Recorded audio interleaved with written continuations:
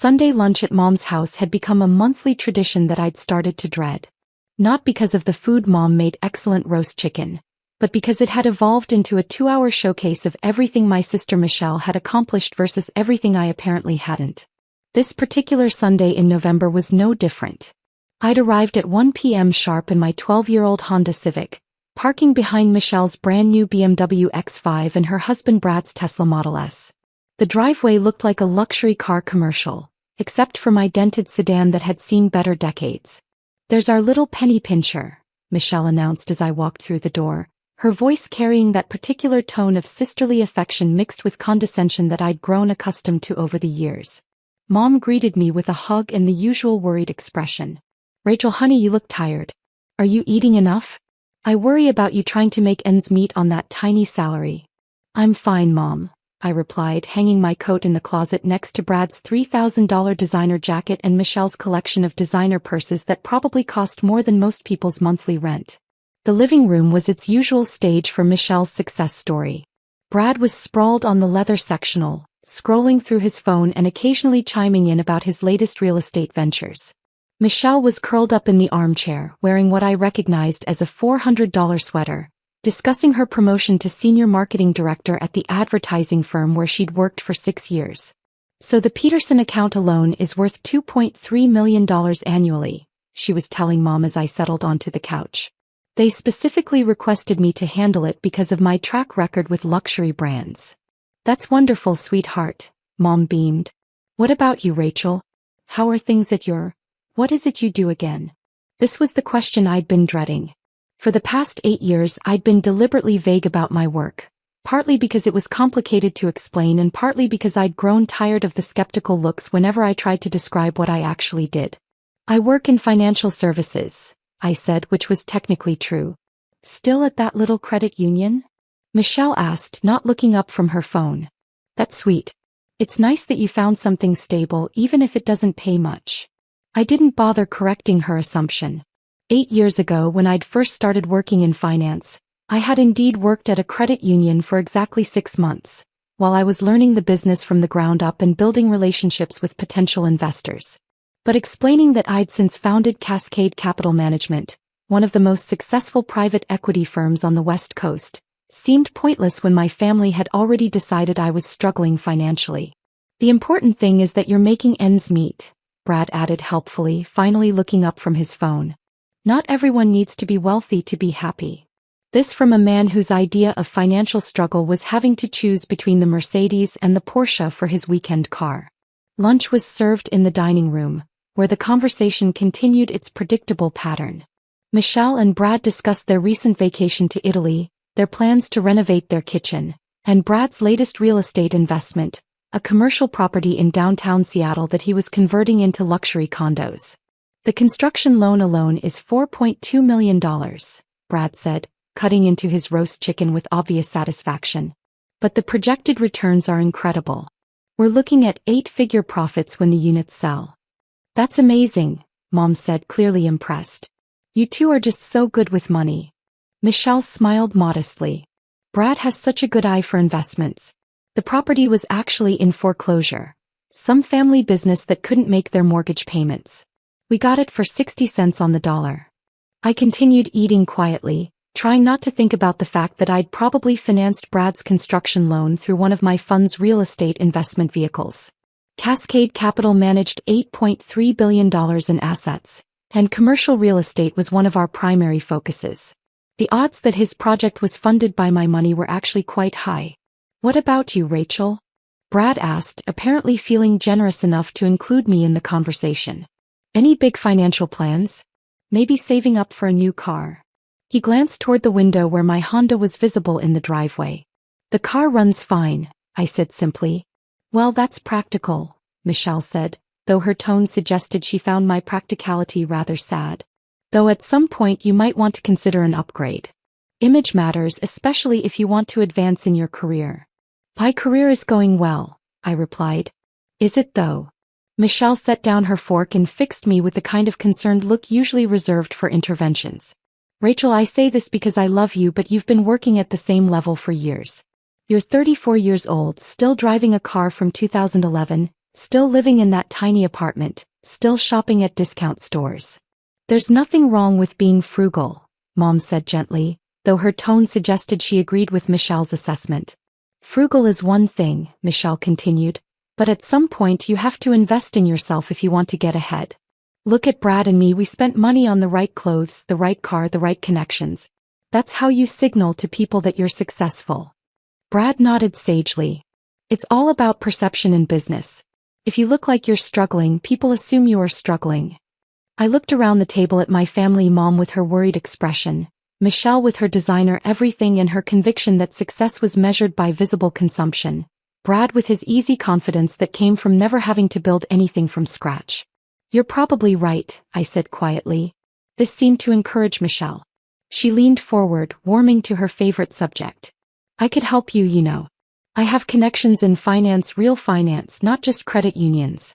My friend Stephanie works at a wealth management firm downtown. They're always looking for entry-level advisors. Entry-level, I repeated. Well, you'd have to start somewhere. You can't expect to jump straight into senior positions without the right background. But Stephanie says they provide excellent training, and the earning potential is really good for people who apply themselves. Brad nodded. Wealth management is where the money is. Though you'd probably need to upgrade your wardrobe first. Clients won't take advice from someone who looks like she shops at Target. I do shop at Target sometimes, I admitted. Michelle and Brad exchanged a look that was equal parts pity and exasperation. Rachel, Michelle said gently, you're a smart woman. You deserve better than this. But you have to want better for yourself. You have to be willing to take some risks, make some investments, put yourself out there. Like what kind of investments? Well, start with your appearance. Get some professional clothes, maybe do something about your hair. Then think about your living situation. You can't bring clients or colleagues to that apartment. I don't really bring work colleagues home, I said. Exactly. That's the problem. Networking is everything in business. How are you supposed to advance if you're not building relationships with successful people? Mom patted my hand sympathetically. Maybe Michelle could introduce you to some of her friends. Successful people who could mentor you. I'd be happy to, Michelle said. Though honestly, Rachel, some of it has to come from you. You have to stop being so content with mediocrity. The word hung in the air like a challenge. Mediocrity. Is that what they thought of my life? You're right, I said again because it was easier than explaining that I'd built a private equity firm that managed more money than most people could comprehend. After lunch, we moved to the living room for coffee and dessert. The conversation shifted to holiday plans. Michelle and Brad were going to Aspen for Christmas. Mom was planning to visit her sister in Phoenix. I mentioned that I might work through the holidays, which prompted another round of concerned looks. You work too much for too little money, Michelle observed. That's not sustainable, Rachel. You're going to burn out. The problem is she doesn't have anything to show for all that work, Brad added. If you're going to put in long hours, at least make sure you're compensated properly. Maybe it's time to consider a career change, Mom suggested gently. Something with more growth potential. I was about to respond when my phone buzzed with a text from my assistant. Chin Industries deal closed successfully. $340 million acquisition finalized. Congratulations. I glanced at the message and put my phone away, but Michelle had noticed the interruption. Work texting you on Sunday? She asked disapprovingly. That's what I mean about boundaries. They're taking advantage of you because they know you won't push back. It's fine, I said. It's not fine, Michelle insisted. You need to learn to value yourself more. Demand better treatment. Ask for what you're worth. And what do you think I'm worth? I asked, genuinely curious. Michelle considered this seriously. Well, given your experience level and education, you should probably be making at least $60,000. Maybe $70 if you negotiate well. Brad nodded. $75 if you're really good at your job. I almost choked on my coffee. Last year, Cascade Capital's management fees alone had generated $127 million in revenue. My personal compensation was somewhat higher than $75,000. That does seem reasonable, I managed to say. The point is, Michelle continued, you have to advocate for yourself. Nobody else is going to do it for you. As the afternoon wore on, the conversation took an even more painful turn. Michelle started talking about her and Brad's financial planning, their investment portfolio, their retirement accounts, their plans to buy a vacation home in the San Juan Islands. "We're on track to have a net worth of $2 million by age 40, Brad announced proudly. "That's the goal anyway. Financial independence by 40, then maybe early retirement." $2 million sounds like a lot, Mom said, impressed. "It's a good start," Michelle said modestly. "Though really, you need at least $5 million to retire comfortably these days. $10 million if you want to maintain a nice lifestyle." I nodded politely while mentally calculating that my personal net worth was currently sitting at just over $400 million, not counting my equity stake in Cascade Capital. "What about you, Rachel?" Brad asked. "Are you saving for retirement? Building any kind of investment portfolio?" "I have some investments," I said carefully. "Like what?" "A 401k through the credit union. Something like that." Michelle leaned forward with renewed concern. "Rachel, please tell me you're not just keeping your money in a savings account. Even basic index funds would be better than that." "I know about index funds," I assured her. "Do you though?" Michelle's voice took on the patient tone of someone explaining basic concepts to a child. "Because a lot of people think they understand investing but they really don't. It's more complex than just putting money into random stocks." Brad nodded. "You should probably talk to a real financial advisor.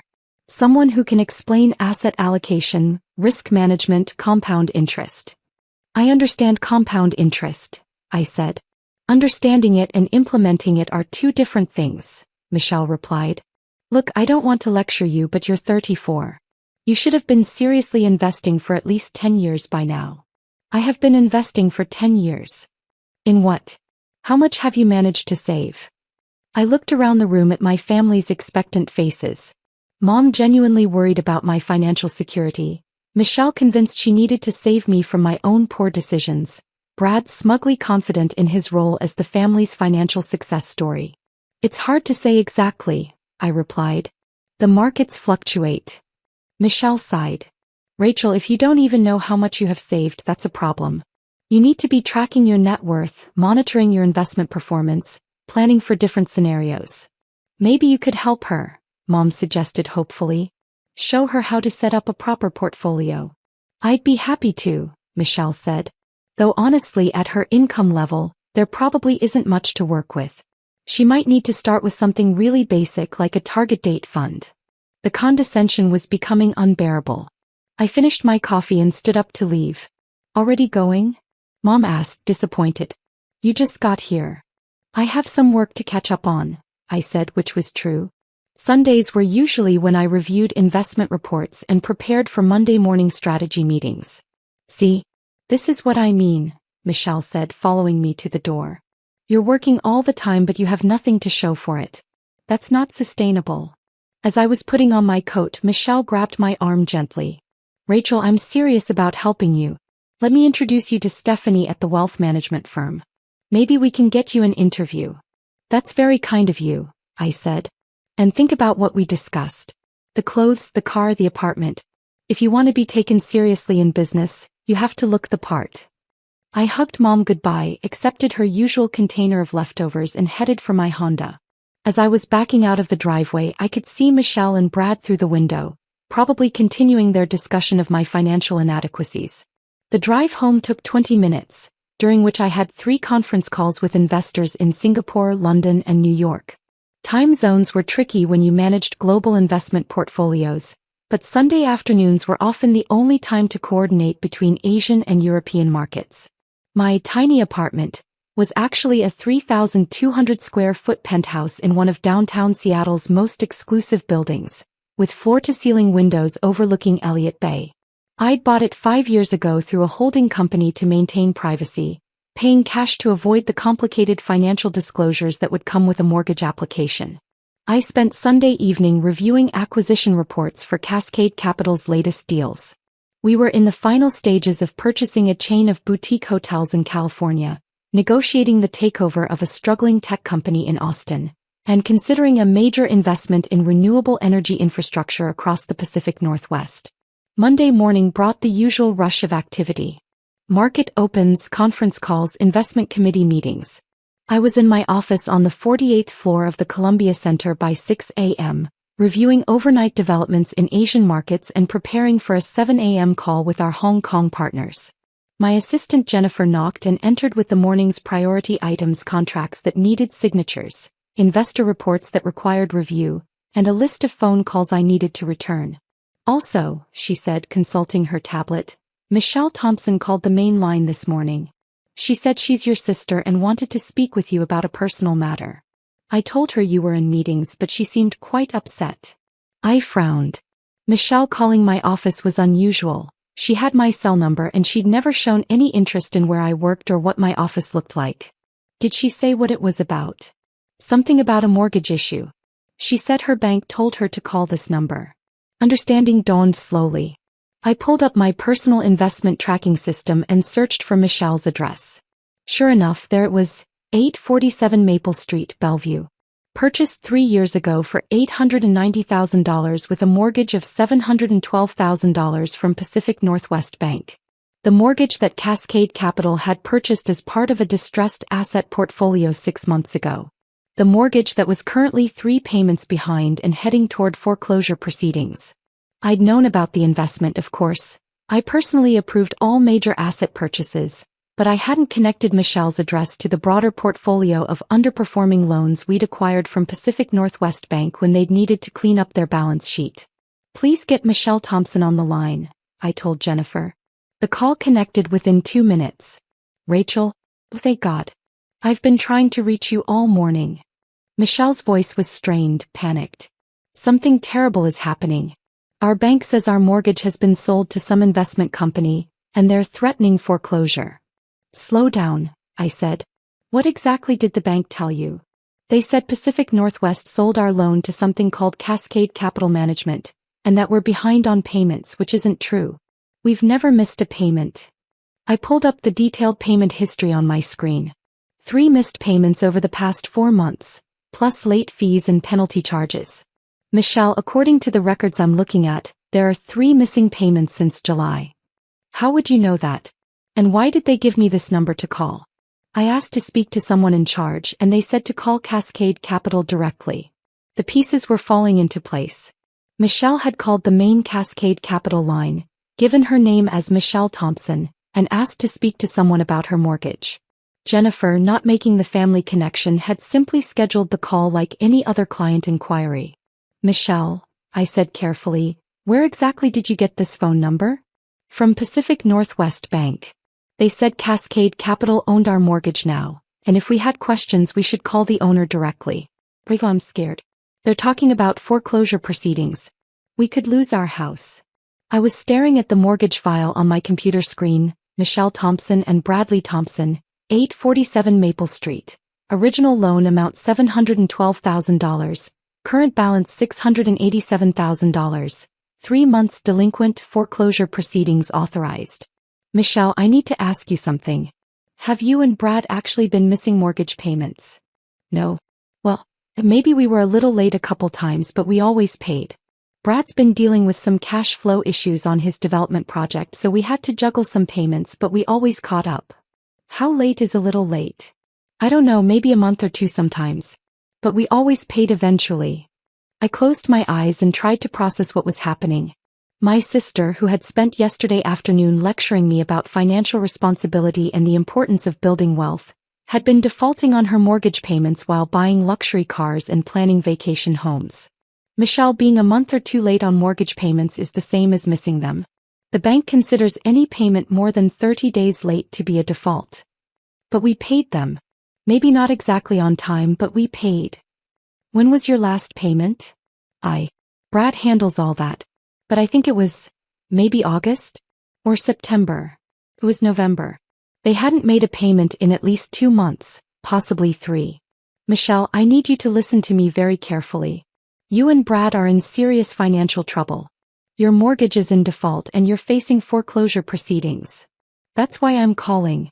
Can't you help us? You work in finance. You must know people who could help us negotiate with this Cascade Capital company.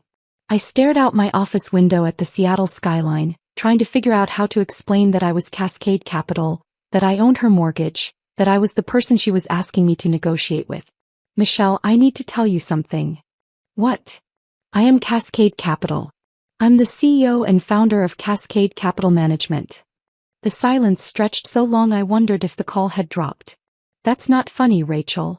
It's not meant to be funny. Cascade Capital Management is my company. I founded it 8 years ago. We manage $8.3 billion in assets, including your mortgage. That's impossible. You work at a credit union. I worked at a credit union for 6 months in 2016 while I was building Cascade Capital. I haven't worked for anyone else since then. More silence. Rachel, this isn't funny. I'm trying to save my house and you're making jokes. I'm not joking, Michelle. Google Rachel Thompson Cascade Capital, if you don't believe me. I heard rapid typing, then a sharp intake of breath. Oh my God, Rachel, is this real? Are you really? It says here you're worth $400 million. The number fluctuates with market conditions, but that's approximately correct. This can't be real. Yesterday you said you couldn't afford gas money. No, yesterday you said I couldn't afford gas money. I agreed with you because it was easier than explaining that I choose to drive an old car and live modestly. But why? If you have all this money, why do you live like what? Like someone who values things other than material possessions? Like someone who doesn't need to signal wealth through conspicuous consumption. Michelle's voice was barely a whisper. You own our mortgage. Cascade Capital owns your mortgage, along with about 300 others that Pacific Northwest Bank needed to sell to improve their balance sheet. Can you help us? I can explain your options. You're currently $18,347 behind in payments, plus penalties and fees. You can either bring the mortgage current by paying the full amount owed, or we can discuss a loan modification if you can demonstrate ability to make future payments. $18,000? We don't have $18,000. This was rich, considering Brad's Tesla probably cost more than that in options alone. What about the Italian vacation you took last month? The kitchen renovation you're planning? Brad's 8-figure real estate development. That's different. That's investment money. And your mortgage isn't an investment? Michelle was crying now. Rachel, please. You're my sister. Can't you just forgive the debt or something? Michelle, this is a business. I have investors, fiduciary responsibilities, legal obligations. I can't just forgive debts because of personal relationships. But we're family. Yesterday when I was family, you told me I needed to learn financial responsibility. You said I should ask for what I'm worth. You said I needed to stop being content with mediocrity. That's different. Is it? Because from where I'm sitting, it looks like you've been living beyond your means, making poor financial decisions and expecting other people to bail you out of the consequences. The irony was almost too much to bear. Yesterday, Michelle had lectured me about the importance of building wealth, maintaining good credit, and making smart investments. Today, I was discovering that she'd been defaulting on her mortgage while buying luxury items and planning expensive vacations. Rachel, please. We could lose everything. I looked at Michelle's file again. The house was worth about $940,000 in the current market, so even in foreclosure, they'd walk away with some equity. It wasn't like they'd be homeless. They'd just have to buy something they could actually afford. Michelle, I'm going to connect you with our loan modification department. They'll work with you to explore options. But you and Brad need to understand that this requires demonstrating genuine ability to make payments going forward. What does that mean? It means selling the BMW and the Tesla. It means canceling the Aspen vacation. It means living within your actual means instead of the lifestyle you think you deserve. We can't sell our cars. Brad needs the Tesla for his image. Clients expect successful developers to look successful. Brad's image is what got you into this mess. You can't afford the lifestyle you're trying to maintain. But what will people think? People will think you're being financially responsible instead of heading toward bankruptcy. Michelle was quiet for a long moment. When she spoke again, her voice was small and defeated. How did this happen? How did you become so successful while we're losing our house? It was a fair question. How had the sister who couldn't afford gas money ended up owning the mortgage of the sister who drove luxury cars and vacationed in Europe? I built something instead of just spending money to look like I had built something, I said. I focused on actual wealth creation rather than wealth signaling. I don't understand the difference. Wealth signaling is buying expensive things to make people think you're successful. Wealth creation is actually becoming successful, regardless of what people think. But you said yourself that image matters in business. No, you said that. I said my career was going well. You assumed it wasn't because I didn't look the way you thought successful people should look. Jennifer knocked on my office door and held up a note. Board meeting in 10 minutes. Michelle, I have to go. I'm going to have our loan modification team call you this afternoon. They'll explain your options. Rachel, wait. Can I ask you something? What? Why didn't you tell us? Why let us think you were struggling? I considered this question while looking out at Elliott Bay, where a container ship was navigating toward the port that handled billions of dollars in trade, some of it financed by Cascade Capital Investments. Because I wanted to see if you'd love me when you thought I was unsuccessful. Turns out the answer is yes, but with a lot of condescending advice and pity. We do love you. I know. But yesterday you loved me despite thinking I was a failure. Today you'll love me because you know I'm successful. The question is, which version of love is real? After I hung up, I sat quietly in my office for a few minutes before heading to the board meeting. Outside my window, Seattle bustled with Monday morning energy. People heading to jobs, building careers, making financial decisions that would determine their futures. Somewhere in Bellevue, my sister was probably staring at her computer screen, trying to reconcile the image of her financially struggling sister with the reality of a $400 million net worth. Somewhere in the same house, Brad was probably calculating whether his Tesla lease payments were more important than keeping their home. The board meeting was routine: quarterly performance reviews, new investment opportunities, strategic planning for the next fiscal year. Cascade Capital was having an excellent year, with returns that exceeded our investors' expectations and growth that positioned us well for future expansion. But I found myself thinking about Sunday lunch, about Michelle's conviction that success was measured by visible consumption, about the assumption that my modest lifestyle meant modest achievements. Maybe it was time to buy a nicer car. Not because I needed to signal wealth, but because I could afford it and I might actually enjoy it. Maybe it was time to stop hiding behind deliberate invisibility. Or maybe the real lesson was that family dynamics don't change just because your net worth does. Michelle would always be the sister who thought she knew what was best for everyone else. I would always be the sister who preferred substance over show. The difference now was that when she gave me financial advice, I could politely refer her to her loan modification specialist. Sometimes the best revenge really is massive success. Especially when your family doesn't notice until you own their debt.